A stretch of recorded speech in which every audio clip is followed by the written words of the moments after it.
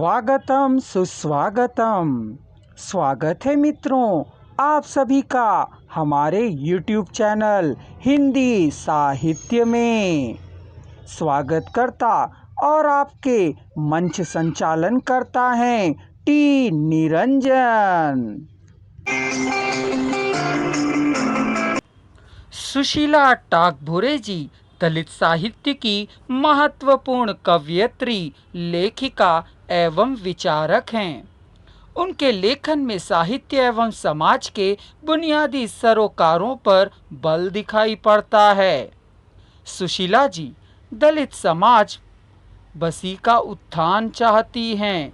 इनके साहित्य में दलित समाज, दलित व हाशिए पर रहे लोगों का मार्मिक यथार्थ दृष्टिगत होता है। सुशीला जी के विचारों में दलित व स्त्री को समानता का स्वर दिखाई देता है। यथार्थ को प्रत्यक्ष रूप से अभिव्यक्त करने में सुशीला जी सिद्धहस्त हैं। सुशीला जी की यह विशेषता है कि वह दलित शोषित वर्ग के प्रति सहानुभूति ही नहीं दिखाती, बल्कि शोषण के विरुद्ध आवाज भी उठाती हैं। डॉक्टर सुशीला टागभोरे जी का जन्म मध्य प्रदेश के होशंगाबाद जिले के सिवनी तहसील मलवा के एक छोटे से गांव बानापुर में 4 मार्च 1954 में हुआ। उनकी माताजी के अनुसार उनकी सही जन्म स्थिति 1954 के आषाढ़ माह की शुक्ल पक्ष की नवमी है। स्कूल में नाम लिखवाते समय सही जन्म तारीख याद न रखने के कारण 4 मार्च लिखवाना पड़ा। सुशीला जी वाल्मीकि जाति की हैं। वर्गवाद, जातिवाद, विषमतावादी समाज रचना के अनुसार उन्हें अछूत माना जाता है। उस समय दलित पिछड़ी जातियों के घर सवर्ण समाज की बस्तियों से दूर गांव में जाकर रहते थे। सुशीला जी का घर भी गांव से कोसों दूर पर था। यहाँ वाल्मीकि जाति के केवल 2 घर थे।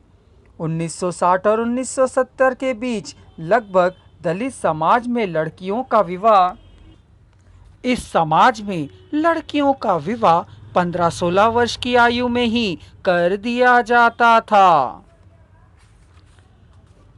1977 में स्कूल प्रकाश हाई स्कूल में शिक्षक का पद खाली होने पर यह साक्षात्कार के बाद वहां शिक्षिका के पद पर नियुक्त भी हो गईं।